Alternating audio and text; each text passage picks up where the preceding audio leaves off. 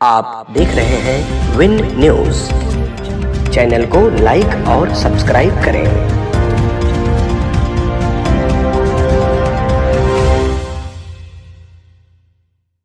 साहस, शक्ति और हमारे संकल्पों को सिद्धि का आशीर्वाद देते हैं माननीय प्रधानमंत्री माननीय श्री नरेंद्र मोदी जी।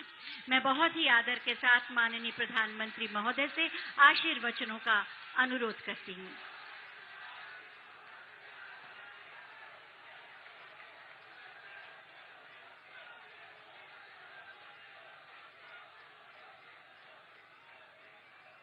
भारत माता की,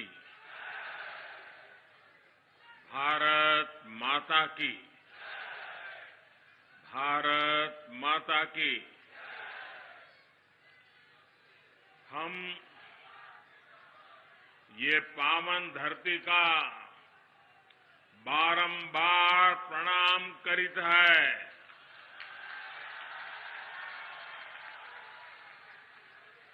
आज हमें आदि शक्ति मां पाटेश्वरी की पावन धरती और छोटी काशी के नाम से विख्यात बलरामपुर की धरती पर फिर आवे के मौका मिला। आपसे हमें खूब आशीर्वाद मिला है।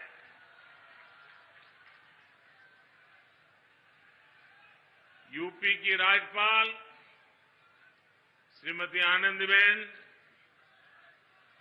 यूपी के ऊर्जावान, कर्मठ,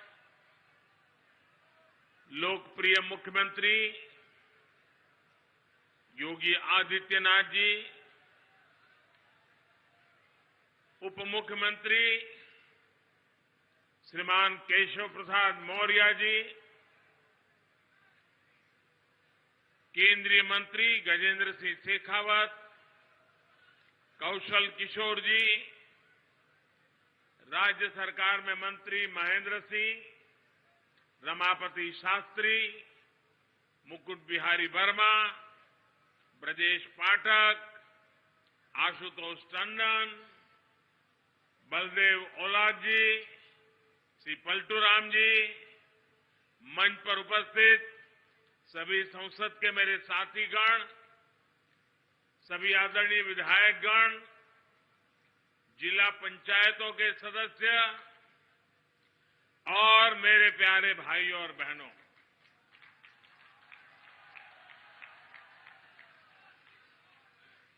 क्रांतिकारियों की इस धरती ने देश के स्वतंत्रता संग्राम में अपना अमूल्य योगदान दिया है। राजा देवी बख्श सिंह, राजा कृष्ण दत्तराम और पृथ्वीपाल सिंह जैसे पराक्रमियों ने अंग्रेजी शासन से लोहा लेने में कोई कसर बाकी नहीं छोड़ी थी।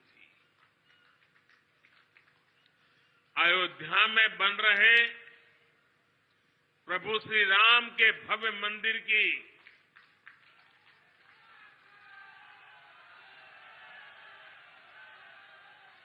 जब जब बात होगी, बलरामपुर रियासत के महाराजा पाटेश्वरी प्रसाद सिंह के योगदान का उल्लेख जरूर होगा। बलरामपुर के लोग तो इतने पारखी है, इतने पारखी है कि उन्होंने नानाजी देशमुख और अटल बिहारी वाजपेयी के रूप में दो भारत रत्नों को गढ़ा है, उन्हें संवारा है। साथियों, राष्ट्र निर्माताओं और राष्ट्र रक्षकों की इस धरती से मैं आज देश के उन सभी वीर योद्धाओं को भी श्रद्धांजलि दे रहा हूं जिनका 8 दिसंबर को हेलीकॉप्टर हादसे में निधन हो गया। भारत के पहले chief of defence staff general Bipin Rawat ji का जाना हर भारत प्रेमी के लिए, हर राष्ट्र भक्त के लिए बहुत बड़ी क्षति है। जनरल बिपिन रावत जी जितने जांबाज थे, देश की सेनाओं को आत्मनिर्भर बनाने के लिए जितनी मेहनत करते थे, पूरा देश उसका साक्षी रहा है। एक सैनिक सिर्फ उसी समय तक सैनिक नहीं रहता जितने दिन वो सेना में रहता है। उसका पूरा जीवन एक योद्धा की तरह होता है। अनुशासन, देश की आन बान शान के लिए वो हर पल समर्पित होता है। गीता में कहा गया है, नैनम छिद्यन्ति शस्त्राणि नैनम दहति पावकः, ना शस्त्र उसे छिन्न भिन्न कर सकते हैं, ना अग्नि उसे जला सकती है। जनरल बिपिन रावत आने वाले दिनों में अपने भारत को नए संकल्पों के साथ वे जहां होंगे वहां से भारत को आगे बढ़ते हुए देखेंगे। देश की सीमाओं की सुरक्षा बढ़ाने का काम, बॉर्डर इंफ्रास्ट्रक्चर को मजबूत करने का काम, देश की सेनाओं को आत्मनिर्भर बनाने का अभियान, तीनों सेनाओं में तालमेल सुदृढ़ करने का अभियान, ऐसे अनेक काम तेजी से आगे बढ़ता रहेगा। भारत दुख में है, लेकिन दर्द सहते हुए भी हम न अपनी गति रोकते हैं और न ही हमारी प्रगति। भारत रुकेगा नहीं, भारत थमेगा नहीं। हम भारतीय मिलकर और मेहनत करेंगे। देश के भीतर और देश के बाहर बैठी हर चुनौती का मुकाबला करेंगे। भारत को और शक्तिशाली और समृद्ध बनाएंगे। साथियों, यूपी के सपूत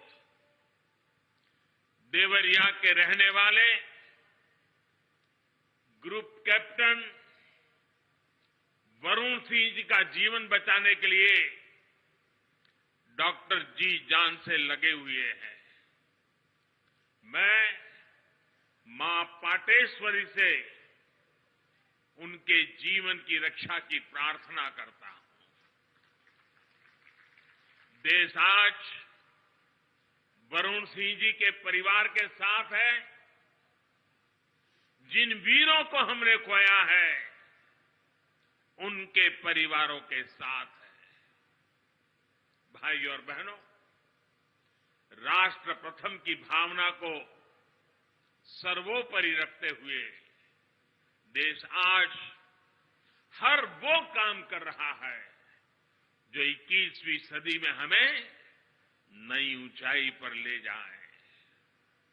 देश के विकास के लिए ये भी बहुत जरूरी है कि पानी की कमी कभी बाधा न बने। इसलिए देश की नदियों के जल के सदुपयोग हो, किसानों के खेत तक पर्याप्त पानी पहुंचे, ये सरकार की सर्वोच्च प्राथमिकताओं में से एक है। सरयू नहर राष्ट्रीय परियोजना का पूरा होना इस बात का सबूत है कि जब सोच ईमानदार होती है तो काम भी दमदार होता है।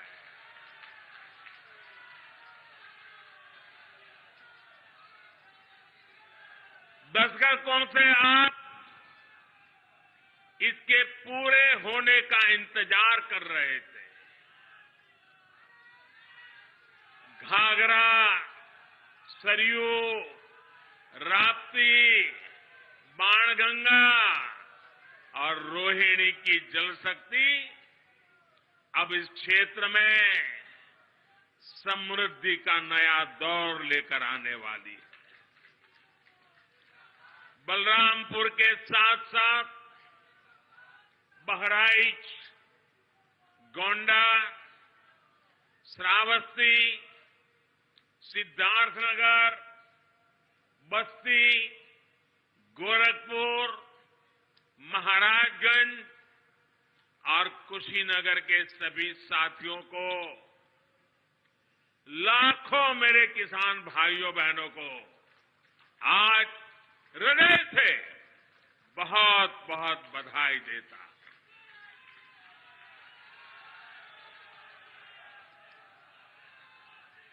बारिश के मौसम में इस क्षेत्र में जो परेशानियां आती हैं उनका हल निकालने में इससे मदद मिलेगी। और मैं जानता हूं मेरे प्यारे भाइयों बहनों, हमारे यहां तो इतिहास गवाह है, अगर किसी ने प्यासे को एक प्याला भर पानी पिला दिया होता है तो वो इंसान जीवन भर कभी उस ऋण को भूलता नहीं है, जीवन भर उस इंसान को भूलता नहीं। और आज लाखों किसानों के प्यासे खेत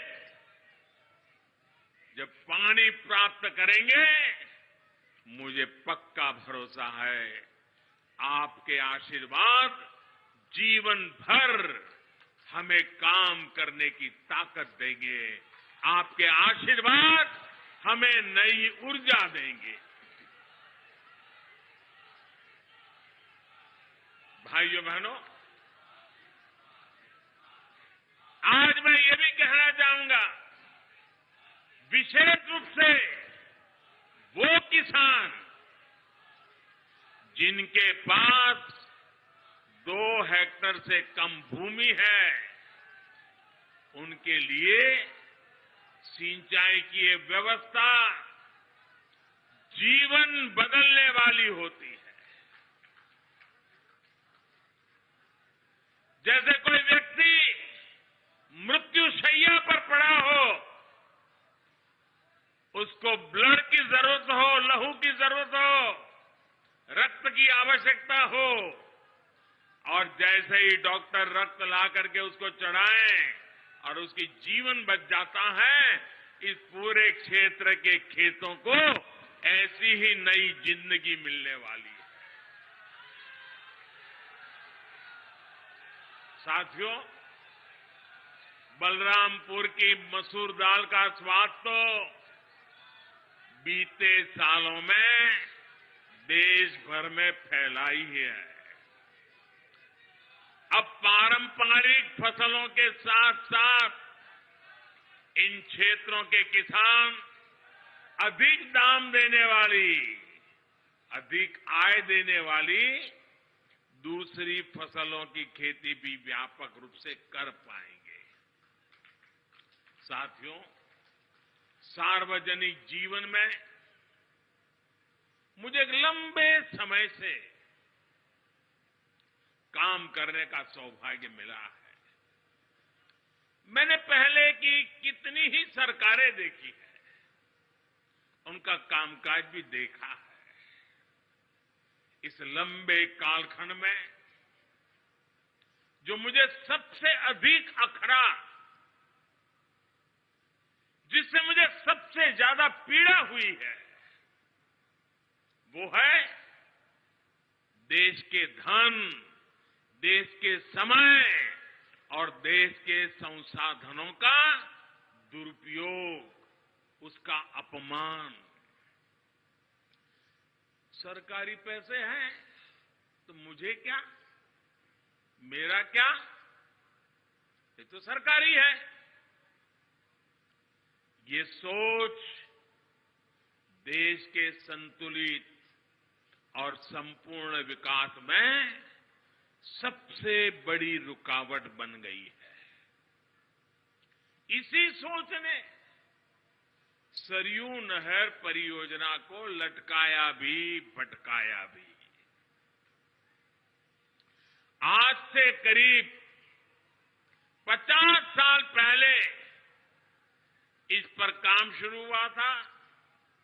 आप सोचिए 50 साल के बाद आज इसका काम पूरा हो रहा है। जब इस परियोजना पर काम शुरू हुआ था, ये सिर्फ यहां के नागरिक नहीं, देश के नागरिक भी इस बात को समझे, हिंदुस्तान का हर नागरिक समझे, हिंदुस्तान का मेरा नौजवान समझे, जो अपने उज्जवल भविष्य की कामना करता है, वो मेरा देश का हर नौजवान समझे। साथियों, जब इस परियोजना पर काम शुरू हुआ था तो इसकी लागत 100 करोड़ रुपए से भी कम थी। जरा आप बोलेंगे कितनी लागत थी उस समय जब शुरू होना था तब? कितनी थी? 100 करोड़। और आज कहां पहुंचा मालूम है? आज ये लगभग 10,000 करोड़ रुपए खर्च करने के बाद पूरी हुई है।